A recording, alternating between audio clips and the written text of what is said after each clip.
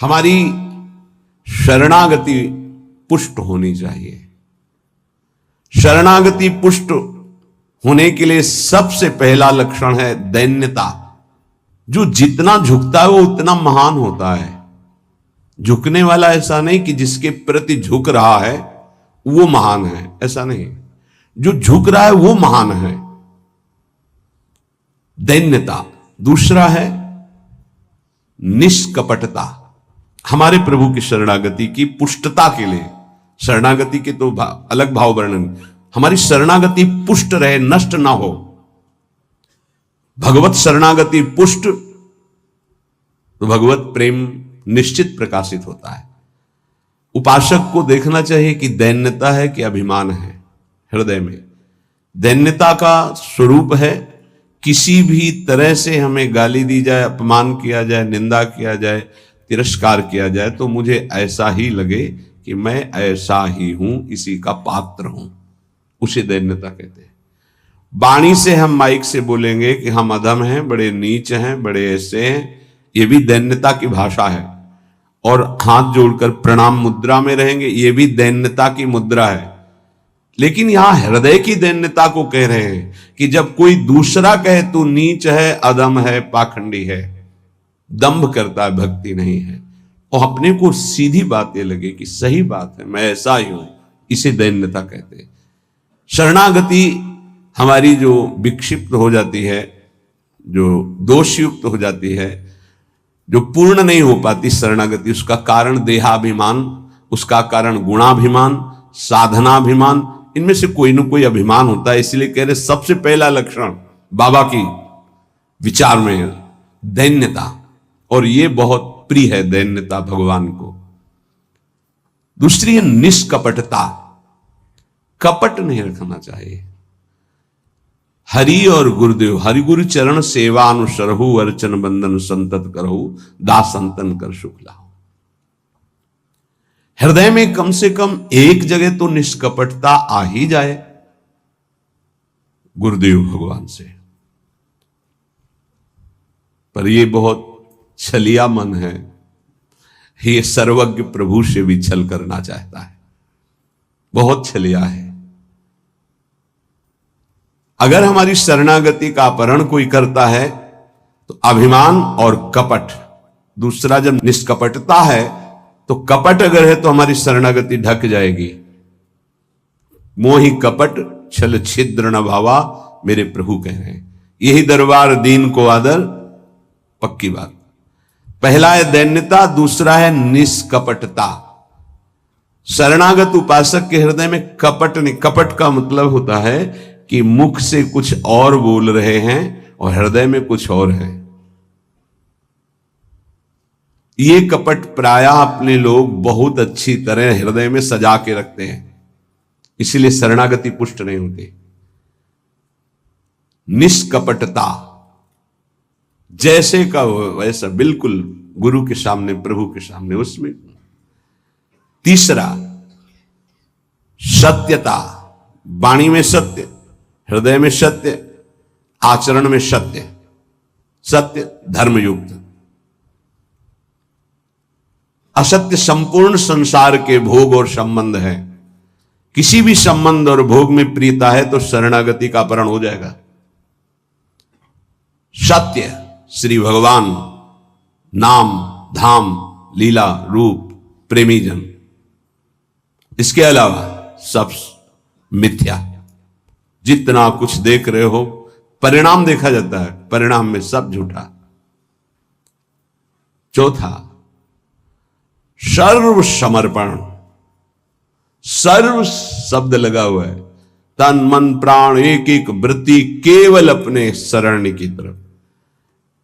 यहां सर्व समर्पण नहीं होता। समर्पण होता है पर सर्व समर्पण नहीं होता। सर्व समर्पण कुछ हमारी पर्सनल वृत्तियां हैं, कुछ हमारी शर्तें हैं, कुछ हमारा है, तो सर्व समर्पण नहीं। सर्व समर्पण दशरथ जी महाराज के श्रीमुख के वचन, नाथ सकल संपदा तुम्हारी, मैं सेवक समेत सुत नारी, सर्वस्व आपका प्रभु। जहां कहीं शरणागति पुष्ट पाई गई तो सर्व समर्पण वाले की, वो चाहे राजा ही क्यों न हो, महाराज शिवाजी, वीर शिवाजी, समर्थ गुरु रामदास जी, सर्व समर्पण, पीपा जी सर्व समर्पण। कैसा शरणागति पुष्टता का ये लक्षण, सर्व समर्पण। पीपा जी महाराज राजभाव में अपने सब राजवैभव के साथ गुरुदेव श्री रामानंदाचार्य जी के, तो वहां तो पार्षद खड़े रहते थे, सहज में ऐसे थोड़ी मिल सकते हैं आप जाके। प्रार्थना की, कह दो कि महाराज पीपा जी आए हैं और स्वामी जी के चरणों के दर्शन करना चाहते हैं, जाके सूचना दी, जाके कह दो कि हाँ राजा महाराजाओं की कोई आवश्यकता नहीं। स्वामी जी साक्षात भगवान का स्वरूप रामानंदाचार्य जी आए और उनका महाराज का आदेश है कि हाँ किसी राजा महाराजा की जरूरत नहीं। तो उनको लगा मेरे से कोई गलती हो गई। अच्छा, समस्त राज सैनिकों को, राज पोशाक को, सब और एक साधारण को कहा कह दीजिए कि नीच पीपा दर्शन करना चाहता है श्री चरणों के। अधम पीपा स्वामी जी से कहा, स्वामी जी ने कहा कह दो यहां खड़े खड़े क्या करता है, और समीप में कुआं है वहां गिर जाए। आए और कहा आदेश है स्वामी जी का, वो समीप में कुआं है वहां आप जाकर के गिर जाइए कुएं में। जो आज्ञा। स्वामी जी बिल्कुल नजदीक पहुंच रहे कुएं के। स्वामी जी बिल्कुल अब पहुंच गए हैं, अगला कदम रोक दो, रुक जाओ, वापस आ जाओ। स्वामी जी निकल के आए, दर्शन दिया, जाओ हम स्वयं आएंगे तुम्हारे नगर में, फिर तुम्हें मंत्र और विरक्तता सब प्रदान कर। महापुरुष बना दिया। पीपा जी का पावन चरित्र, सर्व समर्पण, प्राण समर्पित है, कुएं में गिर जा, मतलब तन प्राण सर्व। पहले में राज धन वैभव, बड़ा शरणागति का महामहिम स्वरूप है। ये समर्पणता तो हम दिखाते हैं, लेकिन सर्व समर्पणता नहीं। कुछ अपना है, कुछ आपकी बात मान लेते हैं, इसीलिए वो खिचड़ी बनी रहती, शरणागति नहीं हो पाती। जब उपासक के हृदय में अपना अस्तित्व रहता है तो उसको भक्ति नौटंकी नाटक नजर आती है। अपनी वासना की पूर्ति, अपनी इच्छा की पूर्ति के लिए वो भगवान की उपासना को नाटक समझने लगता है। अगर अपनी वासना, अपनी इच्छा, इसका त्याग कर दिया जाए तो भक्ति का परिचय मिलता है। प्रायः बड़े बड़े महाभागवतों के घर वाले ही, परिवार वाले ही उनको नहीं समझ पाए और उनका तिरस्कार करें। इस बात के लिए वो जैसा चाहते हैं वैसा आप चलिए, उनको जितना पसंद है आप कीजिए। जैसे कुछ भक्तों को कि हमको पूरी रज लगाना पसंद नहीं, बस हल्का सा तिलक लगा लीजिए, क्योंकि आपने गुरुमंत्र लिया इसलिए तिलक लगा लीजिए। ये जरूरी है पूरा मुंह में थोपना, क्योंकि तुम्हारी दृष्टि नहीं है ना, तुम रज पसंद नहीं करते, गाल गोरे पसंद करते हो। ये पसंद कर, ये चमड़ी कब तक रहेगी, नष्ट हो जाएगी, न तुम्हारी रहेगी ना जिसकी देख रहे हो उसकी रहेगी। पतन हो जाएगा। जिन जिन भक्तों का विरोध किया उनका पतन हो गया। ये सर्व समर्पणता भक्ति में जब साधक चलेगा तो अपने आप आ जाएगा, उसको किसी की कोई परवाह नहीं रहती। अपनी भक्ति में कहीं वो आंच नहीं आने देगा। जीवन की बाजी लगा दी है, अनंत जन्मों से बिगड़ी बात को बनाने चले हैं। तो हम ये देखते हैं कि देवता परिवार वालों की बुद्धि में बैठ करके उसको शरणागति से भ्रष्ट करना चाहते हैं। बस जैसा हम कहें वैसा तुम्हें चलना है। अब भी तुम अपना अधिकार रखते हो, भगवान की कृपा मनाओ कि अभी तुमको कुछ मान रहे हैं इसलिए सुन रहे हैं वो भक्तजन, और ना माने, केवल प्रभु को माने। तो रत्नावती जी ने मूड मुड़ा लिया और खिलाफत में बैठ गई उनकी आज्ञा के खिलाफ। राजन्नाज से त्यागती हूं, इस महल में प्रवेश नहीं करूंगी, केवल श्री भगवान का आश्रय लेकर संतों के बीच में रहूंगी। जो बिगाड़ना है बिगाड़ लीजिए। आखिरकार साष्टांग दंडवत और चरणों में गिरना पड़ा पूरे चरित्र के बाद। तो बहादुरी तो तुम्हारी इसी बात की है कि अपने प्रभु के चरणारविंद में आपने अपने अपनापन का दान कर दिया। अब प्रश्न नहीं खड़ा होता, तुम साधना का स्वरूप क्या जानते हो? अरे चित्त प्रभु में लगा है, पूरा दिन हो गया उठे ही नहीं आसन से, भगवदाकार वृत्ति है आसपास सब, बड़े सिद्ध महापुरुष की बात कह रहे हैं, पूज्य श्री श्रीधर बाबा। इतनी रज होगी पूरे सिंहासन में, इतनी ऊंचाई से, क्योंकि परिक्रमा नजदीक काली दे के।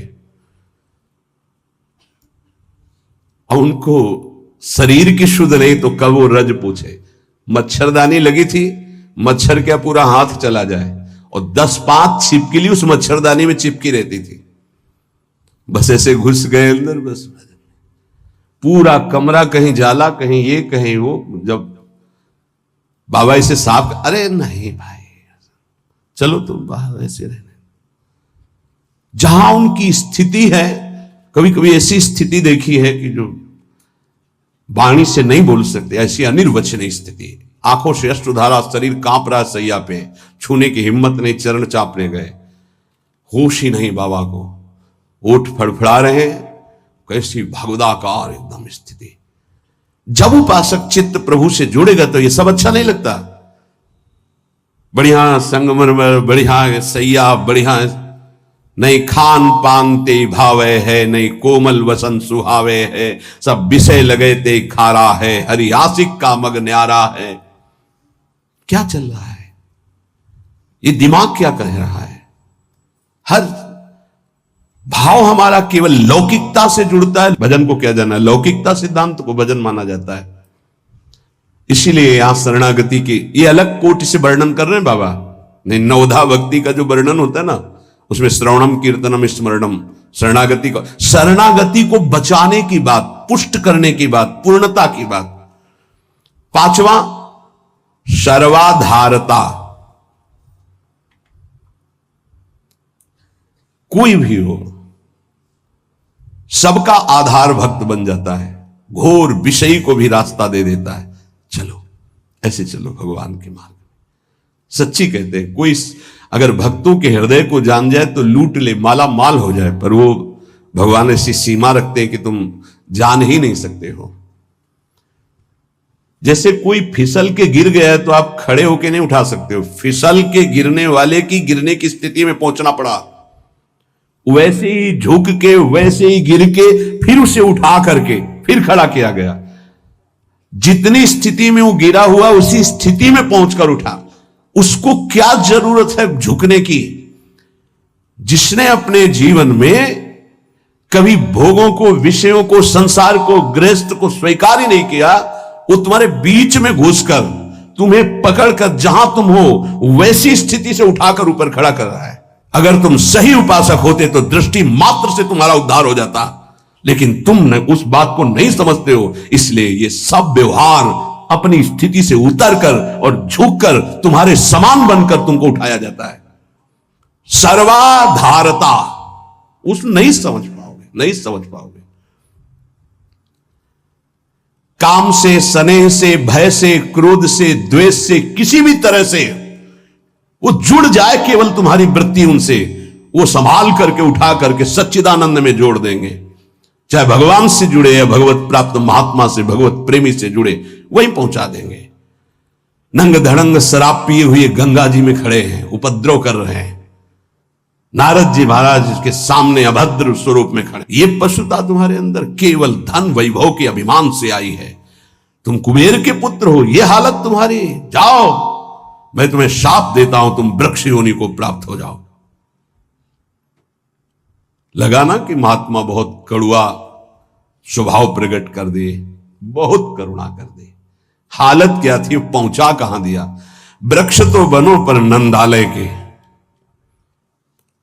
जाओ तुम्हें सच्चिदानंद भगवान का दर्शन, संभाषण और स्पर्श प्राप्त हो, जो बड़ी बड़ी साधनाओं से नहीं प्राप्त होता। और नारद जी ने शाप दे के प्राप्त करा दिया। दामोदर गोविंद भगवान के उदर में बंधा हुआ उखल है, घसीटते हुए वहां जाते हैं, यमलार्जुन के बीच में फंसा देते हैं, मारते हैं अखिल शक्तियों के स्वामी, जरा सा झटका उखड़ कर दोनों वृक्ष गिर जाते हैं। उनसे दिव्य रूप धारण करके यही प्रकट होते हैं जो यमलार्जुन बने हुए थे। नलकुबर मणिग्रीव शायद ऐसा नाम है। भगवान का दर्शन, संभाषण, स्पर्श, साप दे दिया तो ये प्राप्त हुआ। विचार करके देखो, समझ में नहीं आता, जीव को ये समझ में नहीं आता कि हमारे ऊपर कितनी कृपा है। सर्वाधारता इस शरणागति की पुष्टता का लक्षण है। वो सबका आधार बन जाता है। जैसे हमारी सबकी आधार भूमि है, ऐसे वो भक्त बन जाता है। रखो मेरे ऊपर पैर, निकल जाओ भगवान की गोद में जाओ। वो इस उदारता को, इस कृपा को इस साधारण जन नहीं जानते, अवहेलना करते हैं। एक एक वृत्ति तुम्हारी संभालने के लिए हमारी श्री जी की भक्ति तैयार है। एक एक वृत्ति को तुम्हें रोना नहीं आया कि हमारे ऊपर कितनी कृपा है। बहुत कृपालु शरणागत जन होते हैं श्री जी के। जैसे श्री जी का स्वभाव तो वही अंश में उतरता है उनके जनों में। सर्वाधारता, सबके लिए आधार भूमि बनने के लिए तैयार है। छठवां, पूर्ण विश्वास अपने इष्ट पर। जैसे राम काज के लिए लंका में प्रवेश कर रहे हैं हनुमान जी महाराज, घोर निशाचरी स्थिति है लंका में। अब एक महाभागवत तो बहुत, जो भी प्रवेश कर रहे हैं तो पहले श्री राम जी का स्मरण करके अपने हृदय में भगवान को देखकर हृदय में स्मृति बसा के प्रवेश करते हैं।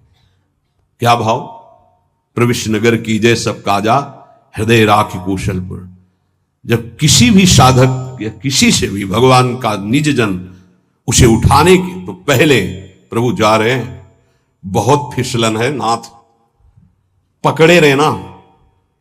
जैसे कोई डूब रहा है उसको निकालने जा रहा है, प्रयास करेगा, लेकिन वो जो डूब रहा है वो प्रयास करेगा उसको डुबोने का, क्योंकि वो सांस लेना चाहता है। ऐसे ही जो काम में डूब रहा है, क्रोध में डूब रहा है, मोह में डूब रहा है, नाना प्रकार के भोगों में डूब रहा है, उसको निकालने के लिए जाओगे, वो पहले तुम्हें उसमें डुबोने की कोशिश करेगा। तुम्हारे अंदर काम, तुम्हारे अंदर क्रोध, तुम्हारे अंदर लोभ, क्योंकि उसी वृत्ति से वो अपना भाव स्वीकार करेगा। तब श्री जी से पहले बात होती, श्री जी, हे प्रभु, हे प्रियाजू, बहुत फिसलन की जगह में आपकी सेवा कार्य होने जा रहा है। उस जीव को पकड़कर उसकी वृत्ति को आप तक स्वामिनी आप पकड़े रहना।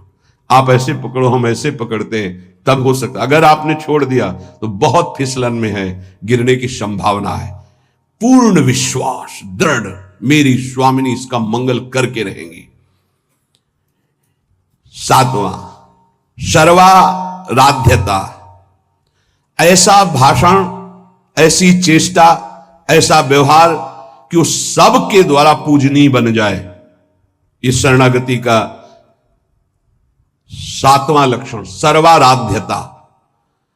उपासक का ऐसा स्वभाव, ऐसा व्यवहार, मृदुता कि सब उसकी आज्ञा का पालन करने लगे।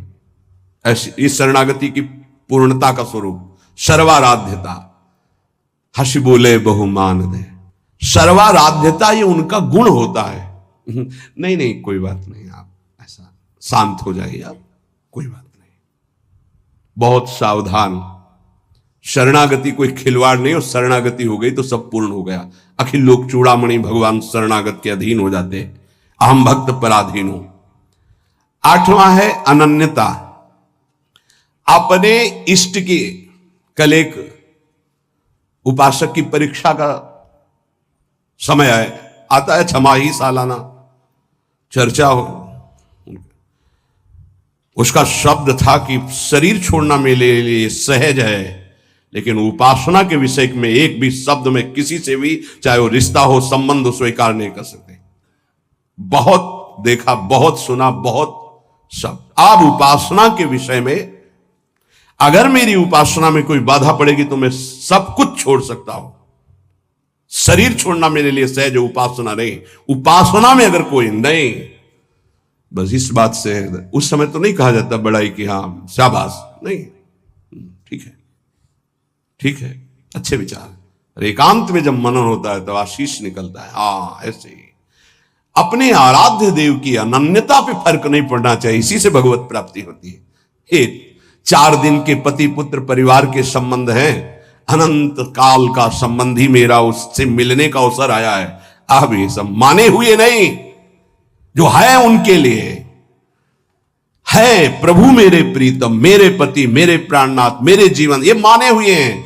30 वर्ष पहले तुम जानते भी नहीं थे कि कौन है, जिनको तुम पति पुत्र परिवार प्रीतम क्या क्या भाव, और 30 वर्ष बहुत बहुत प्लस और जोड़ लीजिए, इसके बाद खाक में मिल जाएगा तुम्हारा तन और उनका भी तन। ना वो संबंध रहेगा ना वो परिचय रहेगा, संबंध भी नहीं रहेगा परिचय भी नहीं रहेगा।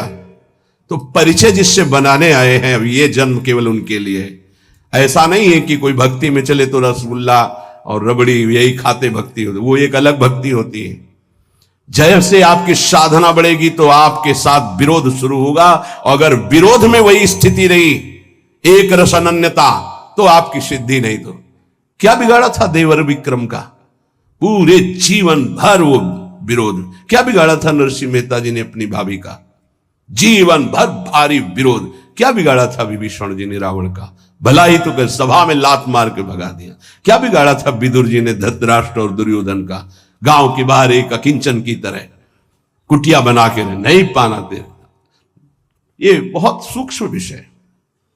अपने इष्ट की अनन्यता में कोई फर्क जीवन में नहीं आना चाहिए, चाहे जैसी परिस्थिति आ जाए। इष्ट और गुरु संबंध में कोई फर्क नहीं पड़ना चाहिए। बहुत संबंध देखे, हर संबंध का निर्वाह उतना ही करेंगे जितना इष्ट और गुरु के संबंध में बाधा नहीं पड़ेगी। इष्ट और गुरु के संबंध में बाधा पड़ जाए से हर संबंध में आग लग जाए। जाके प्रिय न राम वैदेही तजिए ताहि कोटि वैरिशम जद्यप परम सनेही। अगर अपने को समझता है कि मेरे द्वारा भरण पोषण होता है, जात से तेरा पानी भी नहीं पिएंगे, देखते हैं शरीर चलता है नहीं। निकल करके हम चौराहे पे बैठ जाते, देखते हैं वो विश्वंभर मुझे रखता है कि नहीं। वो अनंत ब्रह्मांडों का सृजन करने वाला एक क्षण में सब कुछ ठीक कर देगा।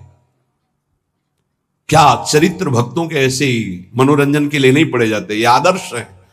महाजनों गतेन सा पंथा, रत्नावती जी के लिए मारने के लिए क्या उपाय नहीं किया माधव सिंह ने।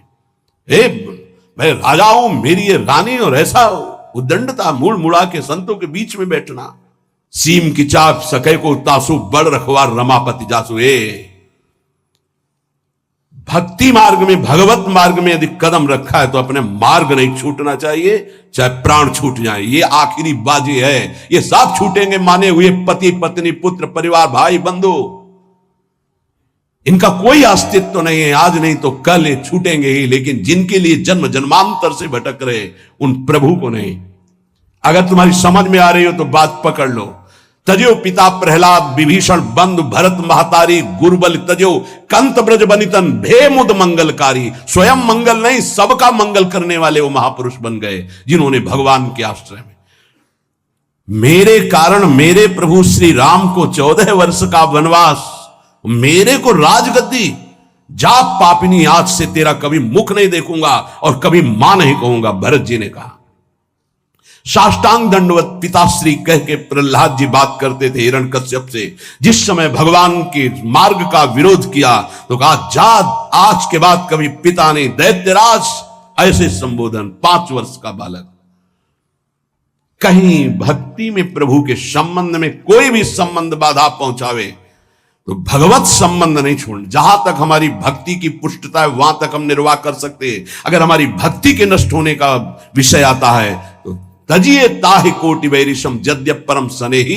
अगर निष्ठा पकड़ पाओगे तो पार हो जाओगे, नहीं अपने और परिवारजनों के और सगे संबंधियों के हृदय में ही दैवी माया प्रेरणा करती है कि आप इसके मार्ग को रोकिए और भ्रष्ट कीजिए।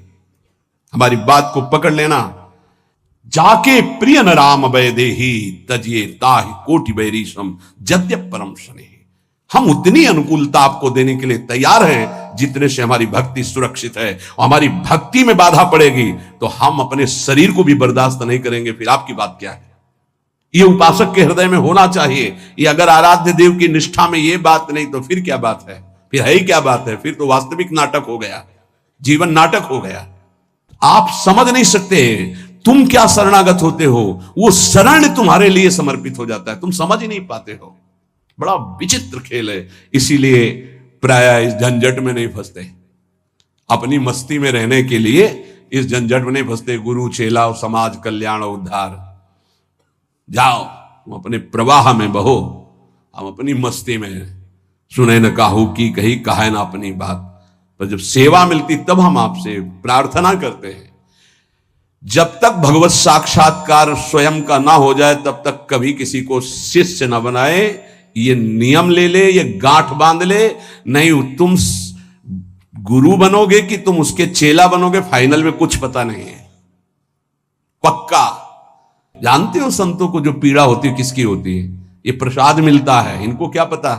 यही प्रसाद, अगर आपको प्रमाण मानकर किसी ने प्रश्न किया और आपने उत्तर दिया और उसमें कोई गलती है तो उसका नर्क आपको भोगना पड़ेगा, दंड आपको भोगना पड़ेगा। आपने कह दिया जाओ सब कुछ माफ, वो पूरा हिसाब आपके ऊपर लागू होगा। ये कोई खिलवाड़ समझते हो? उत्तर दे देना कोई खिलवाड़, बातें बनाना उत्तर नहीं होता।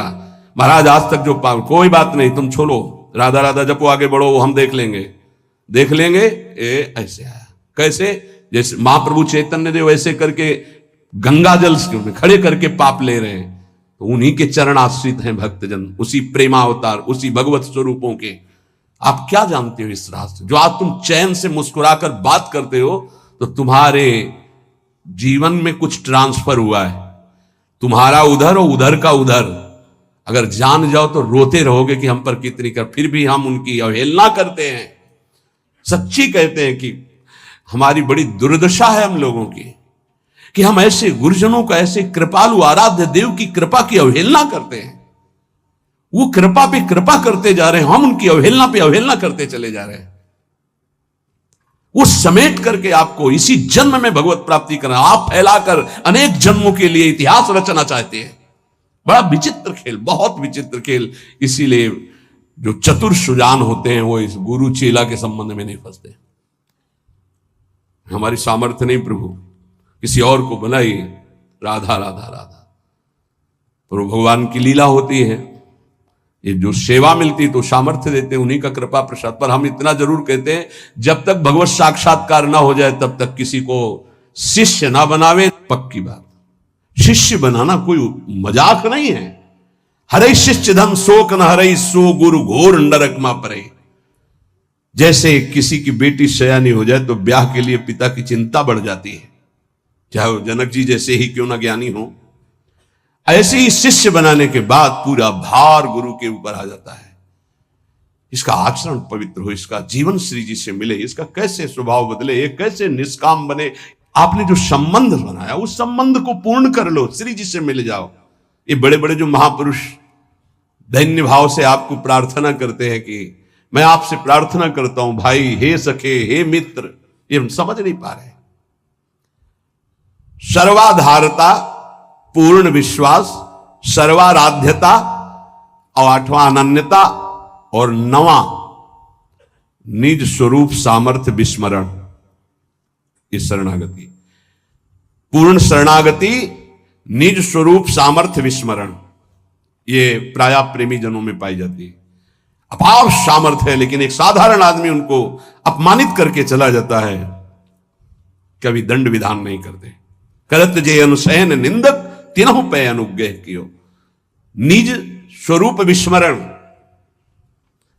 आराध्य देव में इतनी तन्मयता कि मैं आराध्य देव का चिंतन कर रहा हूं, यह भी भूल गए।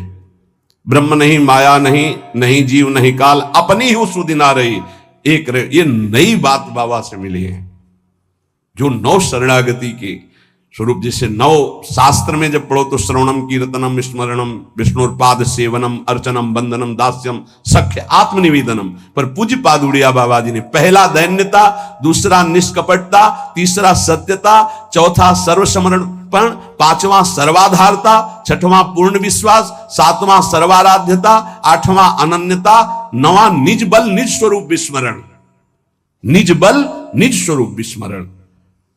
कोई तपस्या का बल, साधना का बल, इसका स्मरण नहीं, अपनी भी स्मृति नहीं। एक रहे हो नंदलाल, अपनी ही उस दिना रही हो, एक रहे हो नंदलाल। ये जो 9 शरणागति की वार्ता हुई, इस पर विचार किया जाए।